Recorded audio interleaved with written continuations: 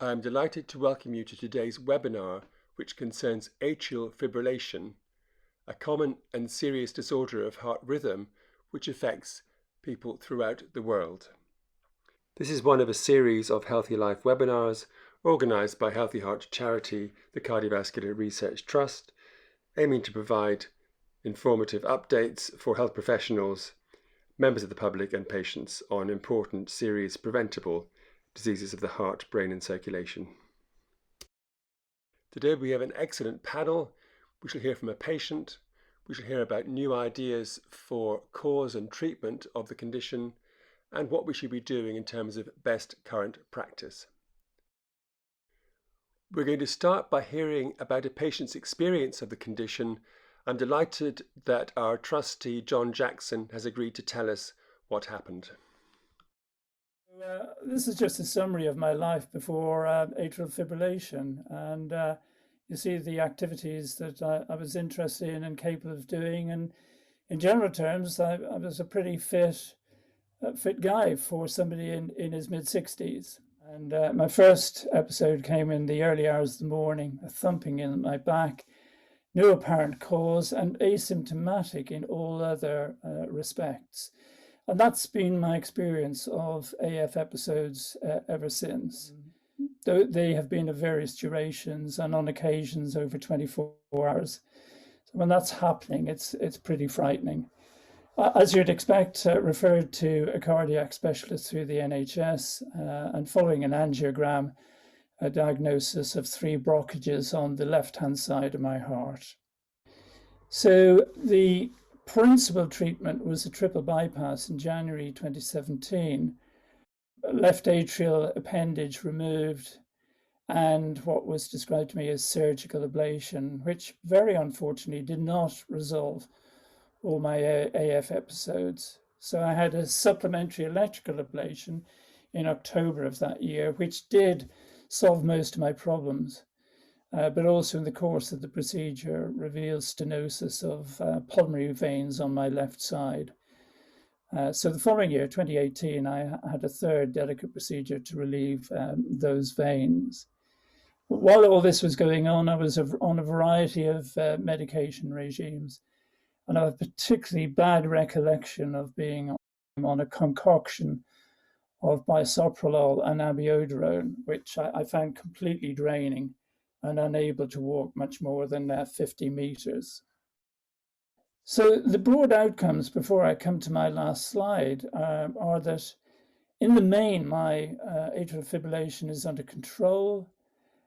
Regrettably, I developed mild angina last year. On a good day, I can walk for miles, and being 70 plus now, I'm broadly speaking pretty happy with my life.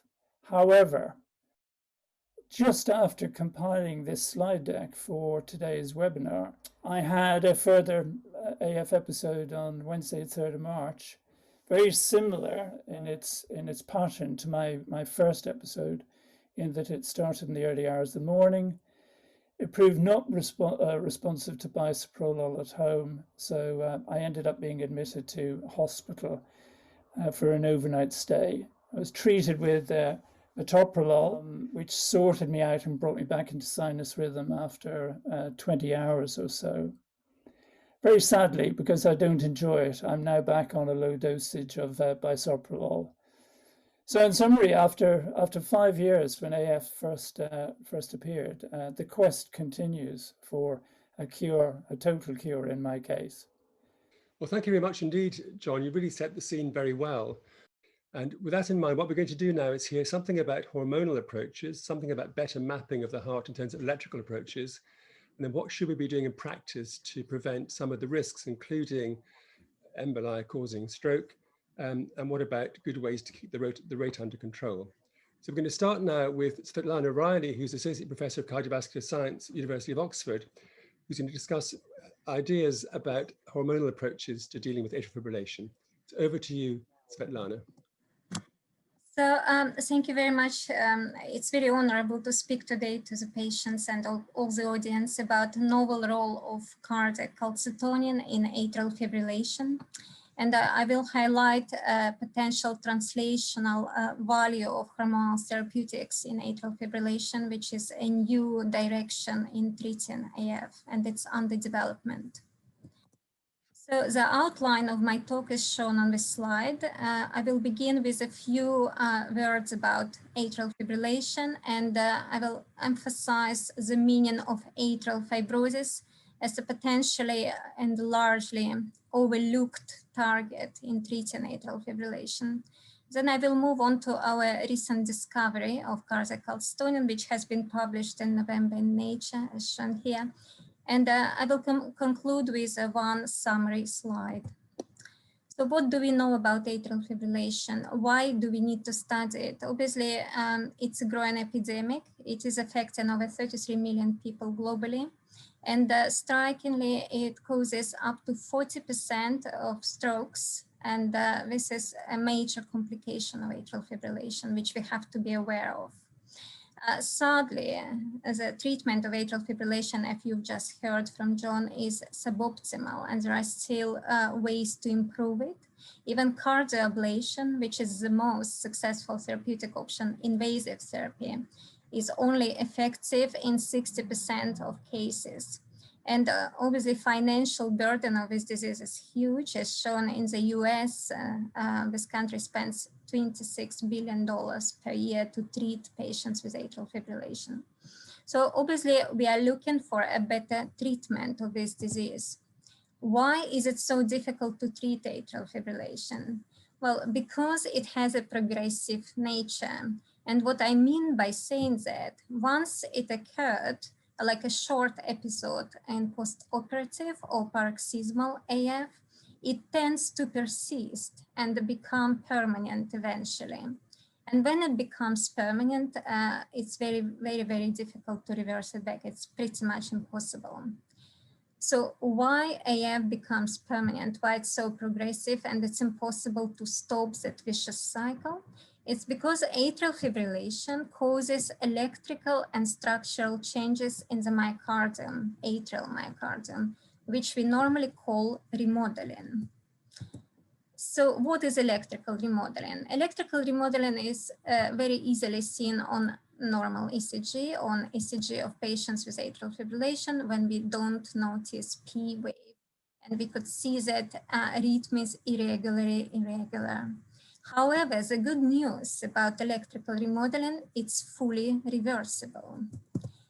However, structural changes, they are not that reversible and they are not that benign as electrical remodeling. And structural changes in the atrial myocardium are hallmarked by fibrosis of the atria and ventricle of the whole heart pretty much. And the danger of fibrosis of the atria and ventricle is that it promotes maintenance of atrial fibrillation. As shown on this picture here, in a normal heart, highlighted by arrows, we only have a moderate amount of fibrosis, up to 5%. However, as AF becomes more progressive, paroxysmal, then chronic, the degree of fibrosis increases up to 35%. So a third of our atria becomes fibrotic. So it tells us something that perhaps we have to target fibrosis, of course, in addition to the electrical remodeling, but fibrosis is probably the key to trying to help patients with atrial fibrillation. So what is more alarmingly is that fibrosis itself is a huge problem. Fibrosis in the heart is clinically irreversible to date. And since 2010, the Food and Drug Agency, or FDA, has approved around 30 drugs for cardiovascular diseases, yet not a single drug has been found or approved for atrial fibrosis or cardiac fibrosis. Therefore, we still have a long way to go and to find that pathways that we could target to cure fibrosis. Why we don't have a drug to cure fibrosis is because we don't quite understand the mechanisms of it, but it's of a great clinical importance if we want to prevent AF incidence, progression, and irreversibility. Recent scientific and clinical observations suggest that hormonal abnormalities may lead to atrial fibrillation, and a lot of diseases associated with hormonal abnormalities eventually lead to atrial fibrillation. I cannot speak about each of these hormones and what happens when they are abnormal, and I will only focus on one of them, calcitonin. For the rest of the abnormalities associated and present in hormonal diseases, I would refer you to a review which we've just published in Cardiovascular Research, which talks a bit more in detail about these conditions. So what is calcitonin? Calcitonin is a hormone of the thyroid gland, as we could see here, which is released into the bloodstream, and it binds to the calcitonin receptor, or CTR. On binding to this receptor, calcitonin inhibits calcium reabsorption by kidneys. It increases deposition of calcium in bones. It inhibits calcium absorption in intestine, and it lowers calcium levels in the blood. So it's a major calcium regulating hormone. A few years ago, there was a paper showing that when the receptor for calcitonin was knocked out or deleted from skeletal muscle, it led to an increased degree of fibrosis, as shown here. So these mice had so much fibrosis that this function of the muscle was altered. So at the same time, we found a few studies suggesting that genetic polymorphism in this receptor, calcitonin receptor, is also linked to an important risk factors for atrial fibrillation, such as height and body mass. Therefore, we decided to test a hypothesis that perhaps calcitonin receptor is important for cardiac fibrosis and for atrial fibrillation, only under one condition: if this receptor is expressed in human heart and in the atria. In order to investigate it, we obtained cardiac samples from patients in our hospital, and we detected in green calcitonin receptor in cardiac atrial fibroblasts, as shown here. These cells are important for producing lots of collagen, which is shown here in green. And collagen is the main component of fibrotic tissue. So what happened when we pretreated with cells with calcitonin, we noticed that the amount of collagen dropped twice, suggesting that calcitonin perhaps is very important for controlling profibrotic function of human atrial fibroblasts in vitro in a dish. How about in vivo? So we generated a calcitonin receptor knockout mouse model, which is the mouse which was lacking calcitonin receptor. And we found that atria, or part of this mice, had a lot more collagen, shown here in blue, compared to the control mice. And this is telling us that these mice have more fibrosis in the heart, and this is why they are not doing well. So what we did next, we checked whether these mice actually have a higher probability to develop AF or not.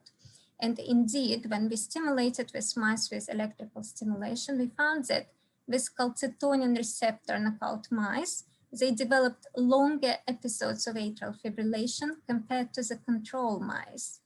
And also a high percentage, shown here in black, of mice were prone to develop atrial fibrillation upon electrostimulation. So going back to calcitonin itself, because so far we've been talking about calcitonin receptor, there was a number of clinical observational studies in pediatric journals which caught our attention, which showed that thyroid agenesis, a condition when kids are born without thyroid, is associated with the same amount of calcitonin as in normal kids who are born with thyroid. So these kids actually who don't have thyroid, they have calcitonin, exactly the same as in control kids. And they have the same amount of calcium in the blood, suggesting that perhaps calcitonin is generated elsewhere and not just by the thyroid gland. Otherwise, we cannot explain how calcitonin is maintained in human body in patients without thyroid.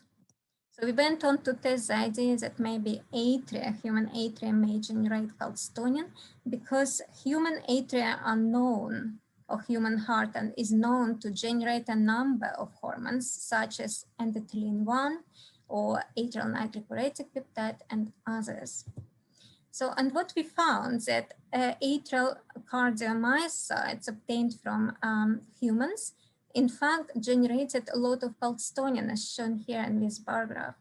And what was even more striking is that this amount of calcitonin generated by the atrial cardiomyocytes was 16-fold higher than generated by the thyroid cancer cells. And with T cells, thyroid cancer cells, they generate a huge amount of calcitonin under normal conditions, suggesting that the heart is actually maybe a major extrathyroid source of calcitonin in human body. So obviously we wanted to check whether patients with atrial fibrillation have any abnormalities of calcitonin and not just of the receptor.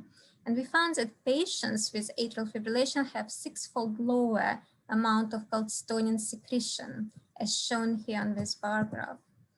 And we wanted to test whether knocking out or overexpressing calcitonin can help or can be detrimental for spontaneous atrial fibrillation.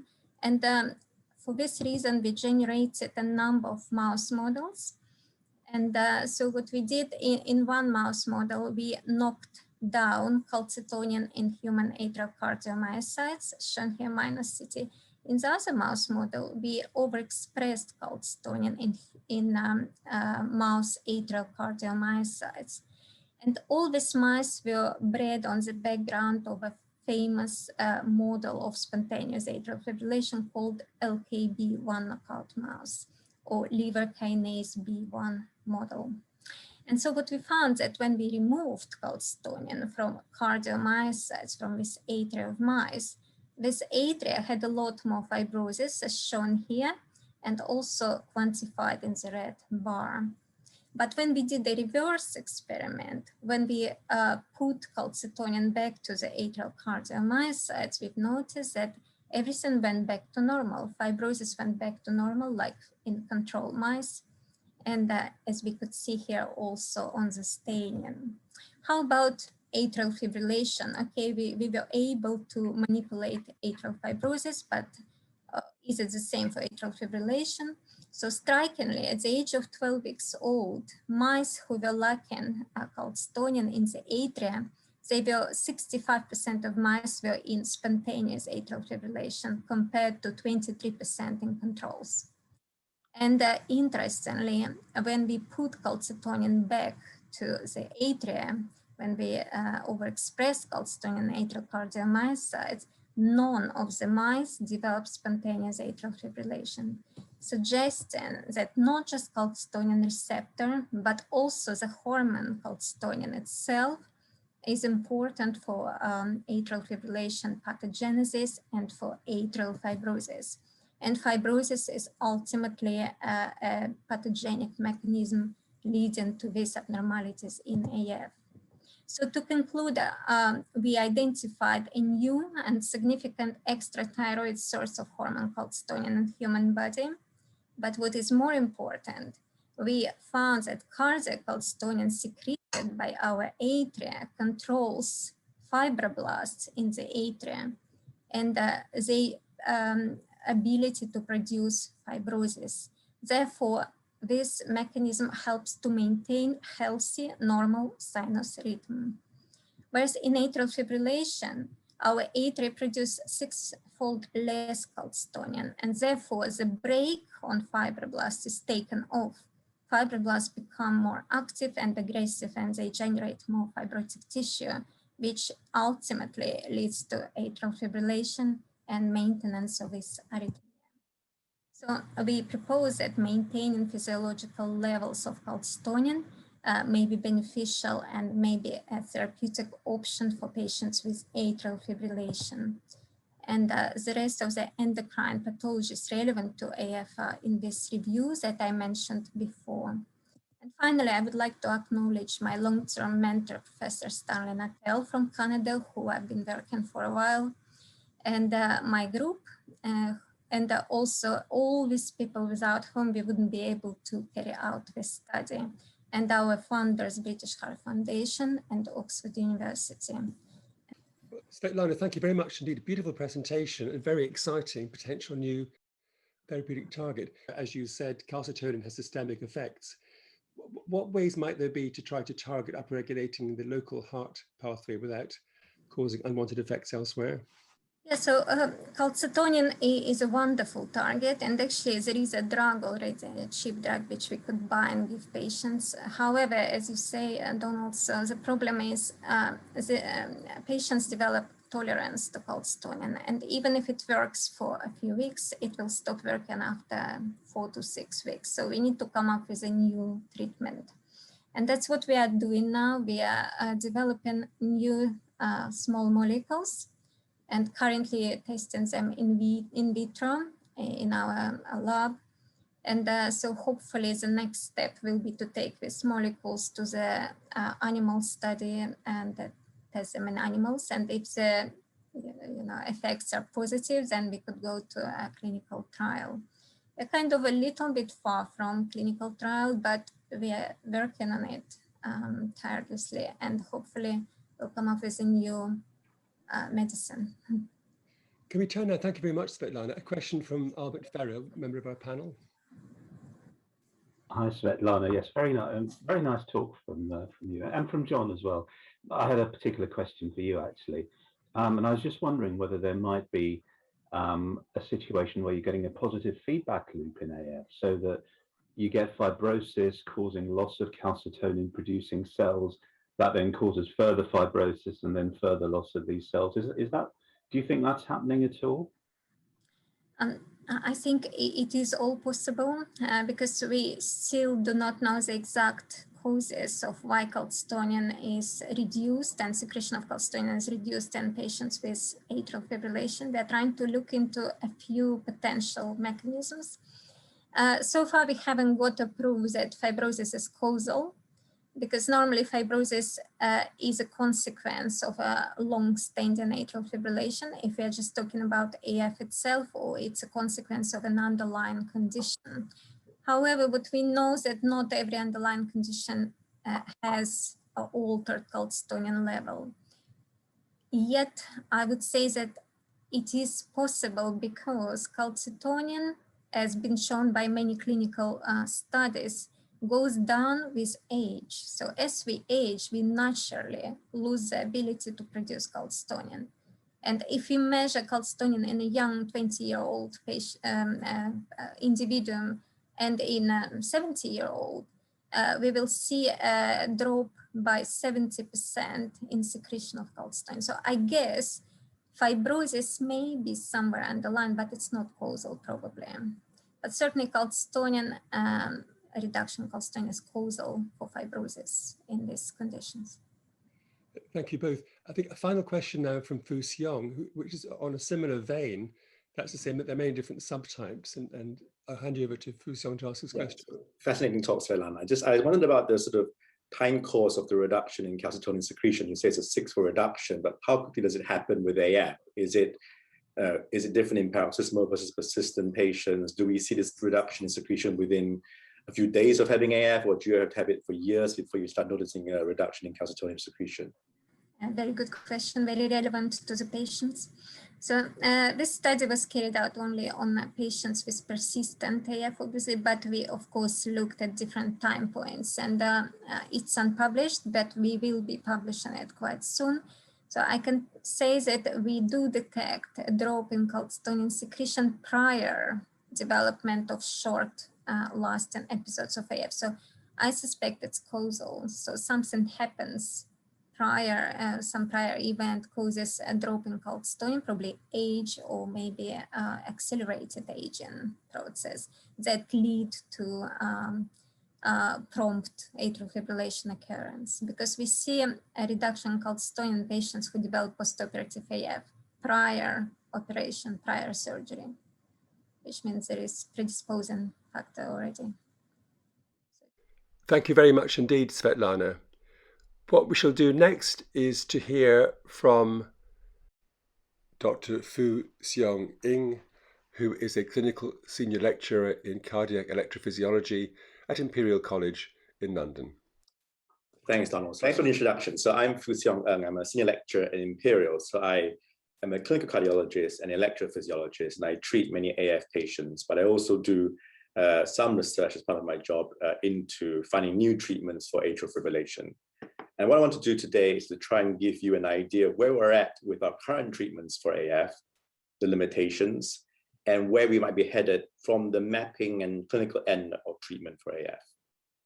So we've already heard that atrial fibrillation is a big problem, and its prevalence is increasing, and it's really increases in the 7th or 8th decade of life. So in the UK, we'd expect potentially up to 1.5 million patients with atrial fibrillation by the middle of this century. So it is a big problem. And it's a big problem to which we don't currently have any good solution.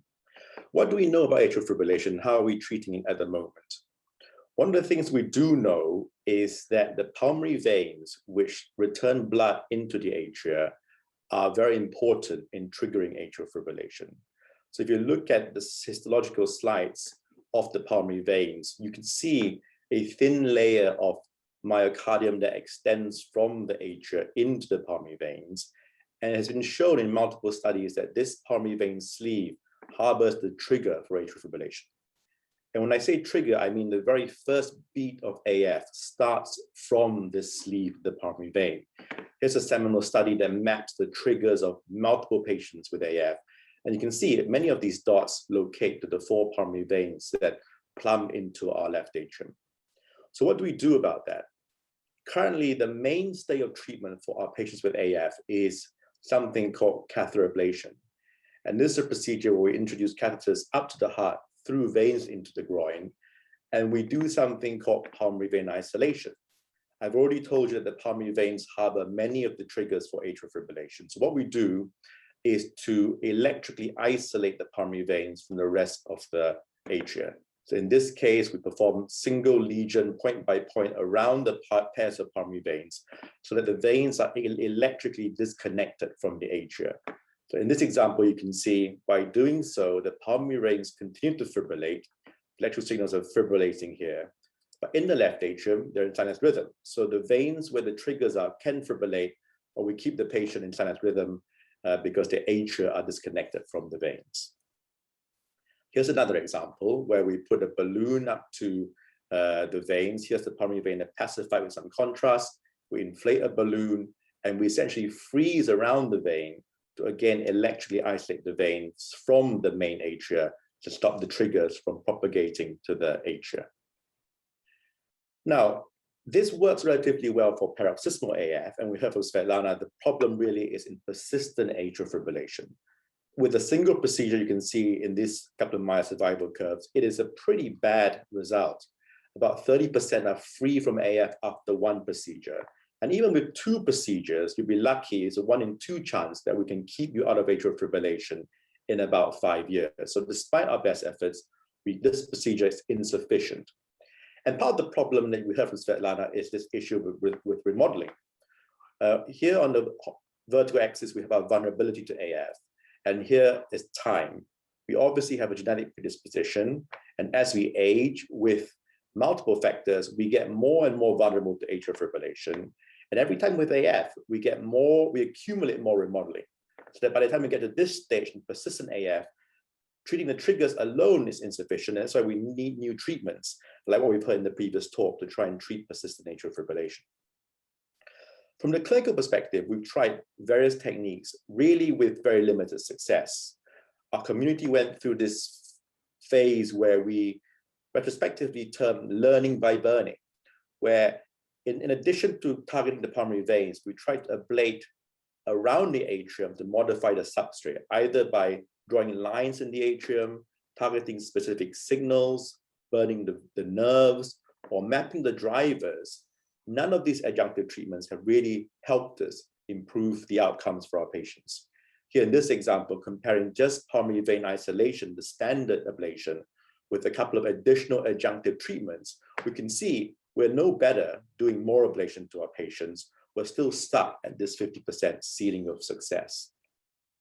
to the extent that recently NHS England have said we should probably limit offering AF ablation to patients with persistent AF because we're not very good at doing it and we've got very limited success rates in helping our patients. So examples here, if you have it for more than 2 years, potentially you may no longer get an ablation for atrial fibrillation. So what is the problem? Well, I think the problem is because we're not clever enough from the clinical end to distinguish different types of atrial fibrillation. Over the last 100 years, there have been many debates about how AF is sustained in the atria, i.e. how the electrical waves propagate around the atrium. There are some who think there is a single spot that is driving atrial fibrillation, a rotor. And the others who think this is a really disorganized rhythm where it's chaos, there's no pattern to the propagation. But we don't take this into account when we treat our patients. We treat AF as one single entity and we don't direct our treatments towards the different subtypes. And a lot of my work has been trying to disentangle the different subtypes of atrial fibrillation and how different degrees of remodeling lead to different forms of AF, which may require different treatments. You don't have to be an expert in looking at electrical signals to say qualitatively that this signal here looks far more organized than this signal here, which looks very fine and disorganized. Yet currently we treat all of this as fibrillation and we treat them all the same way and treat them all the same way with the same drugs and with the same ablation. And what I feel is we need to move away from that to think about fibrillation more cleverly and to classify them into more fine subtypes. Here's an example of some experiments that we did. We modified gap junction coupling, which is important in allowing for propagation of the electrical wave through the heart muscle. And if you can see, using high resolution mapping, so we're looking at micrometer level, how the electrical wave propagates through the heart, we can see different patterns of fibrillation. On the right, with very well coupled myocardium, you get a very organized form of fibrillation, almost like a tornado or something rotating around the heart that sustains the fibrillation. On the other hand, if you were to uncouple gap junctions, you see this very messy, very different form of fibrillation that looks very disorganized, very messy, very chaotic. Yeah, these are all atrial fibrillation. These are the sort of spectrum of diseases that exist in our patients, and we have to tailor our treatments to the specific subtype. We talked about fibrosis earlier, and we are also very interested in fibrosis. We looked at not so much whether they exist, but the different patterns of fibrosis. My view is not all fibrosis is equal. We looked at different macroscopic forms, so very diffuse interstitial fibrosis and patchy fibrosis, and again, mapped the type of fibrillation. And we found that, like with gap junction coupling, you saw a spectrum. They're not all the same. You've got fibrillation that's very organized on this end that is driven by rotational drivers. You've got fibrillation on this other end with different forms of fibrosis that is very disorganized, that looks a bit more messy than this on this end. And we postulate this concept of different electro-phenotypes of AF and how we must take this into account when we treat our patients. AF is not one entity, and there's a range from very organized to very disorganized atrial fibrillation. And where you're at on this spectrum depends on the degree of remodeling in your atria. And on this end, this is the most easy to treat, and on this end, probably the most difficult to treat. So what's our problem? Why don't we just use that to guide our treatments? One issue is that the electrical signals that we record from the heart look a bit like this, and we record it with very limited spatial resolution using a basket like this. And we really have no hope or trying to tell what's going on in your atrium just with some very limited electrical recordings from a basket like this. Some of our work has been really much focusing on signal processing. So we borrowed from the world of economics. So Clive Granger won the Nobel Prize about 20 years ago for this method called Granger causality, where they looked at different time series like inflation, exchange rates, and see whether one is causing the other. We've adapted that for fibrillation, and we're using this technique now to look at whether different signals from different locations of the heart are causative of one another to work out the propagation patterns and the type of fibrillation. And in this example, we can see we're able to use low resolution data and work out the propagation patterns of fibrillation around the heart. So how the electrical wave is moving around the heart muscle to guide us in deciding what ablation to do, what treatments to administer, and also what drugs that patients might respond to. So just to finish, this is where I envisage how we might end up treating atrial fibrillation if we don't find a sort of wonder drug to treat all the patients. I think we must start to distinguish patients from different subtypes of atrial fibrillation. we must be able to be more clever in mapping what type of propagation pattern they have using a combination of the ECG and imaging like MRI to look at the scar patterns, and then prescribe the right form of treatment for the right form of atrial fibrillation. After all, our cancer colleagues treat different cancers differently based on the molecular base of the cancer. We in cardiology need to be a bit cleverer. We must think about how we prescribe treatments based on the phenotype of atrial fibrillation. So I want to finish by thanking the research group. Most of this work was done by Balvinder Hamra and Young Lee. And I also want to finish by thanking specifically Donald Singer. About 21 years ago, I was an intercalated BSc student in his laboratory back at St. George's. And it was during that 1 year that I was particularly enthused about clinical academia. And I'm only doing what I'm doing now, partly because of the inspiration from Donald's laboratory. And this is the final slide. This is what we're trying to do. Fibrillation often looks like this when we map it. What we're trying to do is look for the order within the chaos to find patterns to treat our patients. Thank you very much. Well, Siong, thank you very much indeed. Again, very, very clear and beautifully illustrated. And I like your very last image there too. What we're going to do now is take questions together at the end. If we can move on now, just to think about other aspects of clinical management, what's possible at the moment.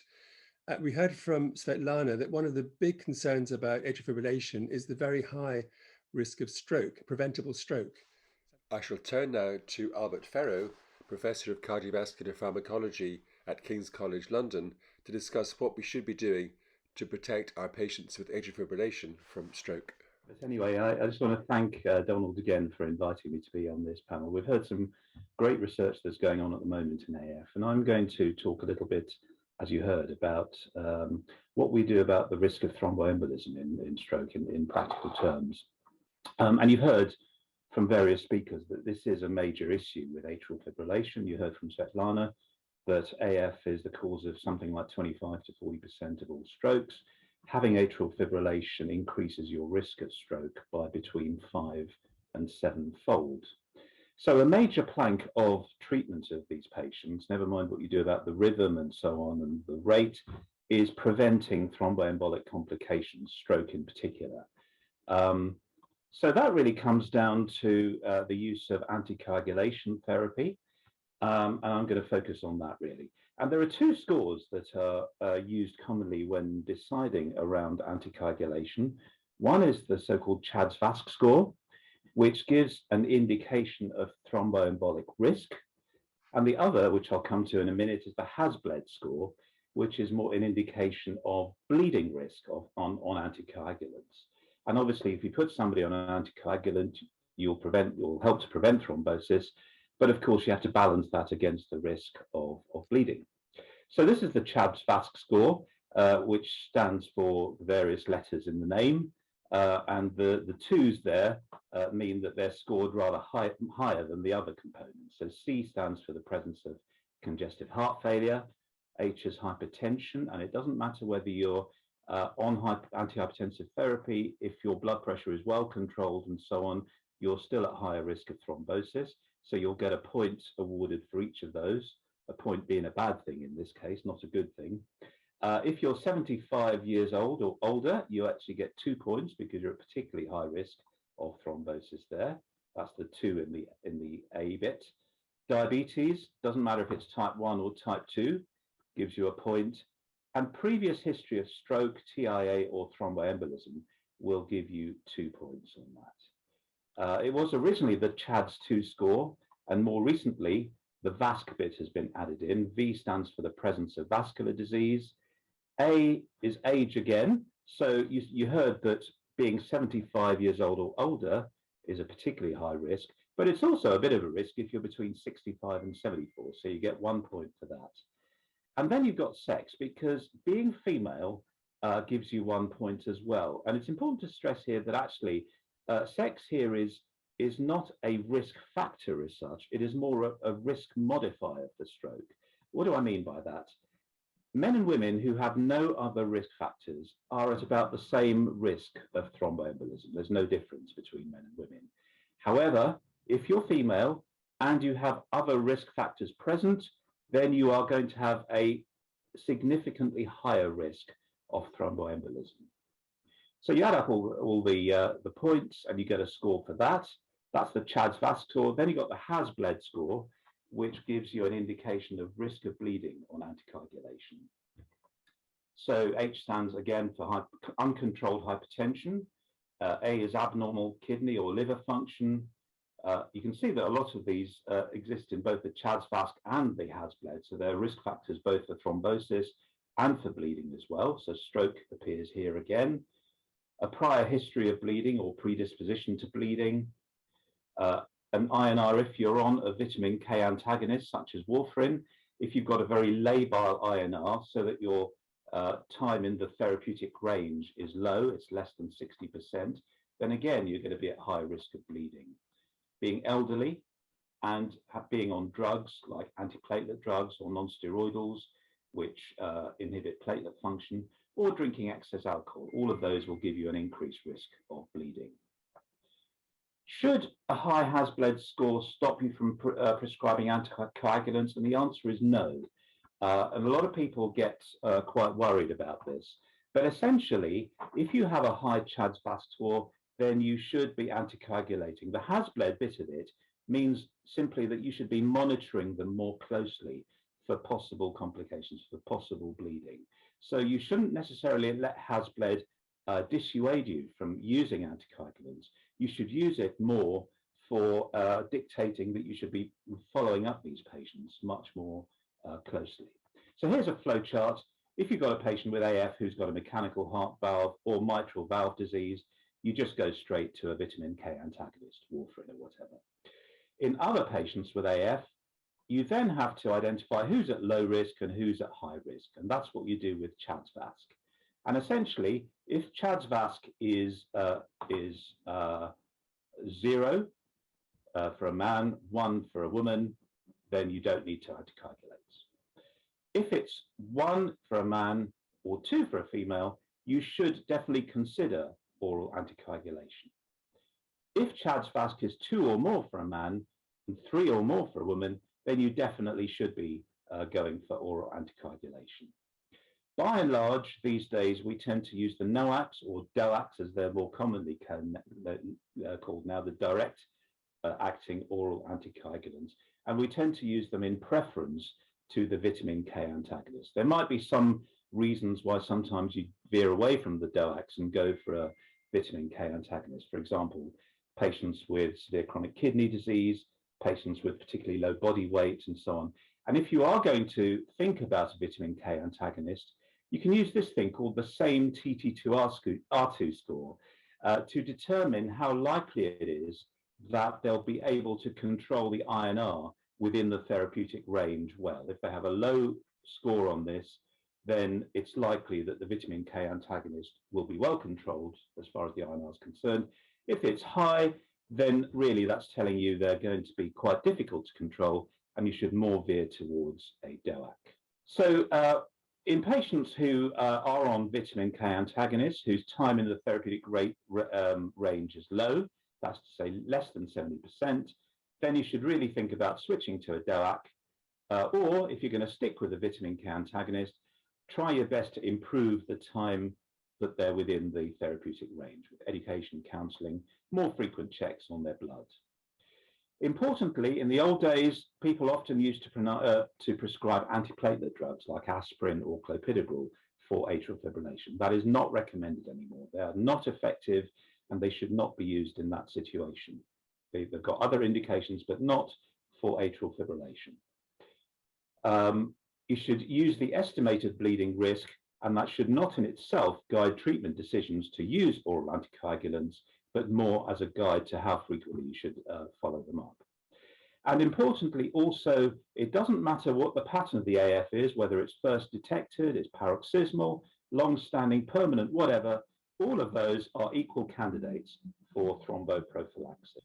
And just finally to say that if you have a patient who is a particularly high risk of bleeding with long-term anticoagulant therapy, there are other options that can be considered, including left atrial appendage occlusion, which can be done through a catheter, or in a patient who's undergoing open heart surgery for other reasons, they can have surgical occlusion or exclusion of the left atrial appendage. And those procedures will allow you to get them off oral anticoagulants if their bleeding risk is particularly high. Thank you very much indeed, Albert. A very clear discussion of what we should be doing. For our final talk before the panel discussion, we shall hear now from Professor Bernard Cheung, who is a Professor of Cardiovascular Pharmacology at the University of Hong Kong, as well as a trustee of the Healthy Heart Charity and editor of the Postgraduate Medical Journal. Bernard will give us some practical advice on what to do about rate control in patients with atrial fibrillation. Donald, well, now we heard earlier on that using catheter ablation to return the patient into sinus rhythm, that's a laudable thing to do. But we also heard that it's not always possible to do that. It's good. It's a good thing to achieve if you can get the patient back into sinus rhythm, because the cardiac output is better on the whole when the patient is in sinus rhythm. However, maintaining the patient in sinus rhythm over months and years is difficult. And also, if the patient stands a chance of lapsing back into AF, paroxysmal AF, you can also get the kind of thromboembolic strokes that Professor Ferro mentioned just now. And so these patients would really require anticoagulation to prevent these embolic strokes. And another thing is that we haven't touched on too much about using drugs for rhythm control is because the results are quite poor, and certainly much inferior to the results of catheter ablation. So basically, in all patients with AF, rate control has to be considered. Although actually not all patients require rate control. If they are, let's say, if the rate is not too high and they are relatively asymptomatic, then perhaps you don't need to give the patient a drug to control their heart rate. And in considering the heart rate, don't just look at the exercise heart rate. In other words, the maximum heart rate. You should also look at the resting heart rate as well, because the drug may, in controlling the maximum heart rate, you may also find that the resting heart rate is too low, and vice versa.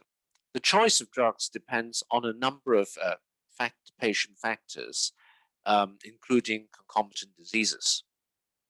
So in this next chart, it shows probably the 4 most widely used drugs prescribed to control the ventricular rate in people with atrial fibrillation. And I think all of them are reasonably familiar. You have the beta blockers, for instance, metoprolol and atenolol. They are particularly useful for patients with ischemic heart disease and those who have heart failure with reduced ejection fraction. Beta blockers also lowers blood pressure, so they're quite useful for patients who are hypertensive at the same time. But of course, you have to be cautious if the patient has asthma. Calcium channel blockers, particularly of the diltiazem and verapamil type, rather than the nifedipine or lodipine variety. These calcium channel blockers reduce blood pressure and contractility. So again, if the patient has greatly reduced ejection fraction, then perhaps these are not the best choice to control their heart rate. Digoxin, on the other hand, is not negatively inotropic. It will not reduce contractility. However, it's gone out of fashion these days. And also, another consideration is it's excreted by the kidneys. And so if the patient has poor renal function, then you would have to reduce the dose or do drug levels and monitor these drug levels carefully. Lastly, have Amiodarone, a fairly old drug with a very long half-life of something like a week. The newer drug in this class would be dronedarone. However, chronic use of Amiodarone leads to multiple side effects in different organs. So I think one has to be careful about the cumulative dose of Amiodarone. Although in the short run, it is very good. I mean, it actually doesn't just achieve rate control. You can also get rhythm control. It will actually convert the patient back into sinus rhythm. Dronedarone is the newer drug, but it's actually less efficacious. And there have been trials that showed that patients on dronedarone actually had worse outcome. So dronedarone currently, if you look at labeling, package insert, it actually says it's contraindicated in permanent AF and in patients with severe heart failure. This is the last slide. So what are the aims of rate control? Well, you aim to get the appropriate heart rate for the patient, which can be different in different patients. In general, in recent years, we tend to be quite lenient with the rate control, i.e., as long as the heart rate is less than 110 beats per minute, we're quite lenient about that, provided the patient is asymptomatic. There's no merit in trying to suppress the heart rate to, 72 beats per minute. I mean, partly because for certain patients, they might actually need a slightly higher heart rate, to achieve the cardiac output required. Okay, so it's a balancing act. On one hand, you don't want the heart rate to be too low, because if you try to suppress the heart rate too much, you'll be using quite high doses of drugs, and then you get the drug adverse effects. If the resting heart rate is too low, you have bradycardia, perhaps even syncope. You may even need a pacemaker if the heart rate becomes too low at times and the patient has syncope. On the other hand, you don't want to leave the heart rate too high because the symptoms of atrial fibrillation, such as palpitation, shortness of breath, will occur. And also, if the heart rate is too high, the quality of life is impaired. And the high ventricular rate is also associated with heart failure and stroke. Okay, so that's the end of my talk. Thank you for your attention. Thank you very much indeed, Bernard. Thanks to you and also to all our panel for highlighting some new possibilities, but also thinking about the best clinical current practice. What we'll do now is have a brief Q&A session, and for our audience, do please use the chat button. Can we start with you, Siong? There's a question via John Jackson. What about the role of pacemakers in arresting the progression, which was well described by Svetlana and also by Bernard? Yeah, it's a great question. Often, lots of people ask me that question: can I have a pacemaker to stop my AF? The answer is not directly. So pacemakers have a role in trying to help us manage atrial fibrillation. A lot of the time when you have paroxysmal AF, the symptoms you get don't just relate to your heart rhythm being irregular, but it's more because it's fast. It's fast and irregular, and that's why you feel it. And we heard from Professor Cheung that one of the ways is to try and control the heart rate, but we sometimes end up in this situation where we're a bit stuck because we gave you too much beta blockers and you go too slow when you're in a normal rhythm. And then when you're fast, you're too fast. And one way to do that is to use a pacemaker, help us get the right balance. So you can have a pacemaker to make sure the heart rate is never below 60. And therefore you can be very liberal in then throwing in all the medication. So you will sort of attack from both sides. And you're happy that you'll never get too slow because the pacemaker is there as a backup. And as a last resort, we sometimes do something called AV node ablation. So we put a pacemaker in and we burn not the veins, but the middle of the heart, the AV node, to stop the atrial fibrillation from getting to the ventricle. So the heart rate slows down and is regulated by the pacemaker. So the answer, I guess, is partly yes. It helps us manage it, but not directly stopping the progression. I hope that helps, John. At the moment is we have current treatments which may be flawed, and you have to think about the underlying causes and patterns. But how well are we doing in terms of preventing these complications, preventing, for example, stroke in particular? We've got these scores that you mentioned, Albert, but what about success in the UK, success in other countries in making sure patients and health professionals are aware of what they should be doing?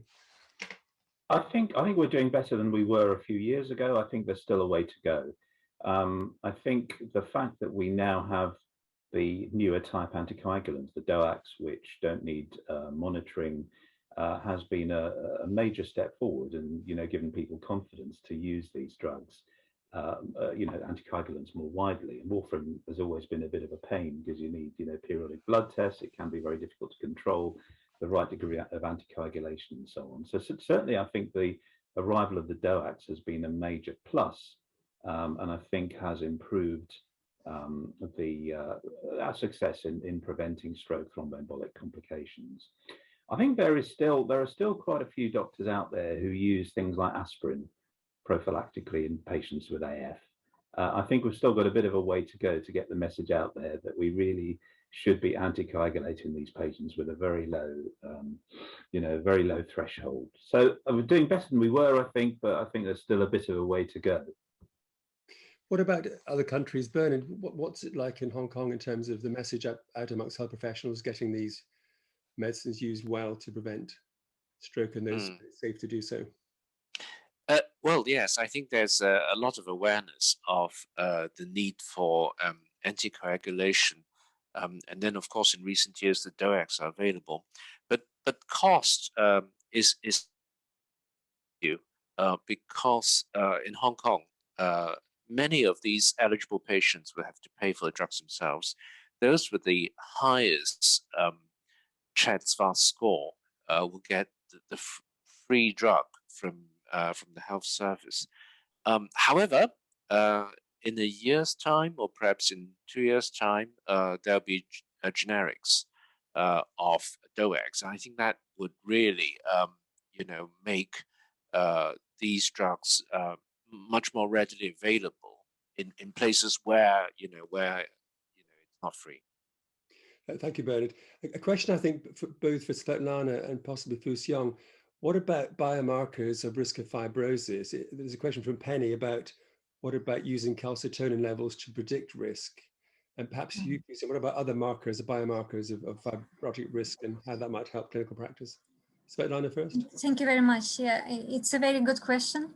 Very difficult one, because there is no specific biomarker of fibrosis apart from measuring it in the heart using high resolution, maybe CT scan or MRI, magnetic resonance.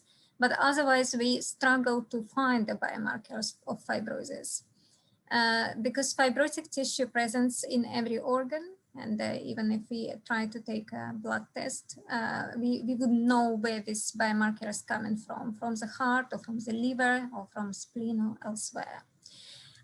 In terms of calcitonin to be one of them, I doubt it would be, because calcitonin is secreted by, as we know, by the thyroid gland, and it may have nothing to do with fibrosis. So we are currently working on new biomarkers. In fact, my group is running a clinical study, trying to look for novel biomarkers in atrial fibrillation, not just in fibrosis. In a cohort of patients undergoing cardiac ablation and cardioversion, because obviously patients who undergo cardioversions are doing much better. So we are trying to rule out or to see the differences in release of biomarkers in the circulation, in the bloodstream, and whether we could identify, well, a simple, but obviously it's not as simple as it sounds, marker in the blood test that would tell us which patient will do better, which patients will do worse upon ablation or cardioversion. But the answer is no, there is no biomarker of fibrosis. And Siong, just maybe to pick up on something you were talking about, what about the practicalities in clinical practice of high resolution imaging? Given the scale of the problem, how many patients out there have the condition, is it feasible to use that? Yeah, I mean, it's clearly very, very difficult and not widely available. Or moving towards trying to phenotype atrial fibrillation using the ECG, using machine learning, if we have, say, 50,000 ECGs and we know what type of AF they have, we can probably use a combination of ECG, which is available, and perhaps cardiac MRI, which is a little bit less available, but still available, to try and categorize patients based on their mechanisms. Thank you, Siong. Maybe a further question for you, or perhaps for Bernard. What about the question from Chris Ellis, using flecainide or not? Why not to use it as an antiarrhythmic drug treatment? You can do a chemical cardioversion using flecainide, although I'm not sure about the long-term outcome data. So on to you. Yeah, I mean, I like flecainide for my otherwise healthy, structurally normal heart patients who are early in the process of having AF. Lots of studies in the 90s, the CAR study showing that flecainide can be proarrhythmic if you have heart failure or coronary artery disease.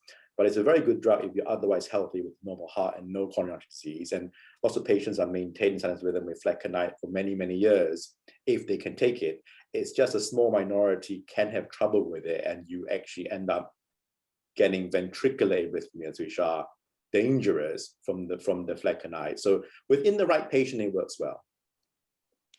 Oh, can I add something about SGLT2 inhibitors? These anti-diabetic drugs seem to be a cure of everything, and there's some data showing that SGLT2 inhibitors will reduce the risk of developing atrial fibrillation, and it also seems to work via reducing fibrosis. So, I mean, it's not an indication yet, but I think watch this space. I think there are more data. Can I just add to that? Sorry. We reviewed these drugs in this review in Cardiovascular Research article, which I was showing in my talk. So please do look at it. So actually, it does look promising, and it's one of the hormonal therapeutics coming to light. So yeah, watch that space. A question now from Vinod on chemical cardioversion. Is it dangerous perioperatively? As long as you're anticoagulated. So one of the risks of chemical cardioversion is if you're not, when I say perioperative, I wonder whether you mean another operation. Clearly, in the context of AF ablation, we cardiovert them a lot during the procedure. It's not dangerous because you're monitored, and as long as you're anticoagulated, you negate the stroke risks. Thanks, Fusil. Do you have a question, Albert?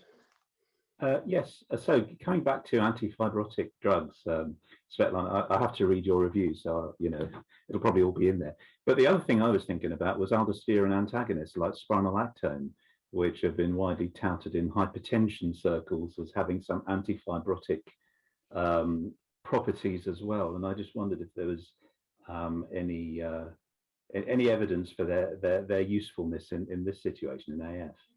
They are useful in particular situations, but not in the majority of patients. And as we write in our review that when patients have an underlying condition associated with altered RAS system, renin-angiotensin systems, then yes, they would be definitely, or aldosterone, they would be useful.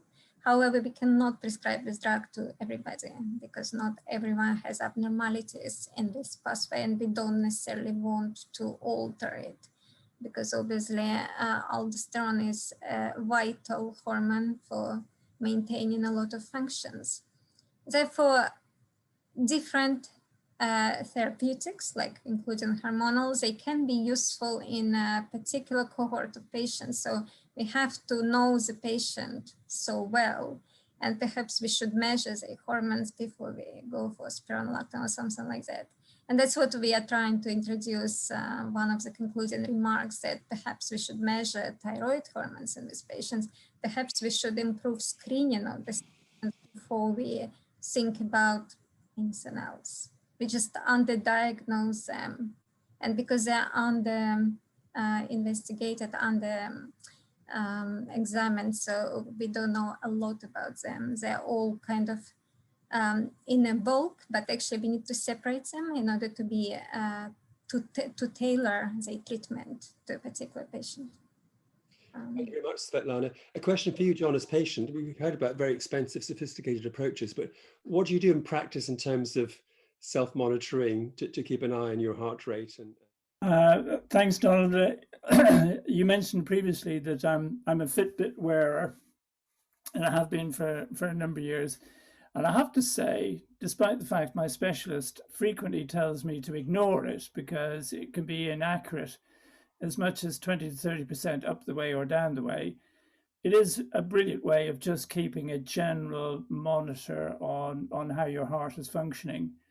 Some of the comments that were made earlier about the challenge of resting heart rate, I found particularly interesting because my resting heart rate tends to be all over the place, can be up as high as 75, nudging 80. I get a bit anxious when it starts to drop below 50. So Fitbit is absolutely brilliant. And I guess the other thing is I went through my cardio rehab program and was given all sorts of good advice on good regular exercise. So I kind of have a 30 to 40-minute walk after breakfast pretty much 6 to 7 days a week nowadays. And that tells me how well I'm set up for the day. Of each other. Bernard. Yes. Well, question to John. Do you have to give up alcohol? Oh, Bernard. I decided I would give up alcohol for Lent, which is 6 weeks of abstinence. And as somebody who really enjoys a good glass of red wine, that was a hell of a challenge. But I was conscious that even if I had just one glass and a top up on a couple of evenings in succession, Friday night, Saturday night, and Sunday lunchtime, it had significant consequences for my heart rhythm for the next week or so. So I did it as much as for that as for feeling particularly noble. And of course, soon after giving it up, I ended up in the A&E department of St. Mary's Hospital here in London. And the triage nurse, when I told her about this, said, well, you see what happens when you give up alcohol. But yes, it does seem to have an effect, Bernard. And I'm particularly sorry that I can't enjoy my wine the way I used to. So you're drinking in moderation now? In moderation, absolutely. Right. Any final comments or thoughts from the panel? Albert? No, I think it's been a really interesting discussion. Svetlana? Yeah, I enjoyed it. I learned a lot. Thank you very much for inviting me. And John? Yes, as a patient, I found all the presentations incredibly informative. So thank you all. Bernard? Well, I enjoyed it. Siong? Enjoyed it thoroughly. Great session. I'd like to close by thanking all our panel from the UK and from Hong Kong for a wonderful session, and you from around the world for joining us. You can find out more about Healthy Heart webinars by going to our website healthyheartcharity.org.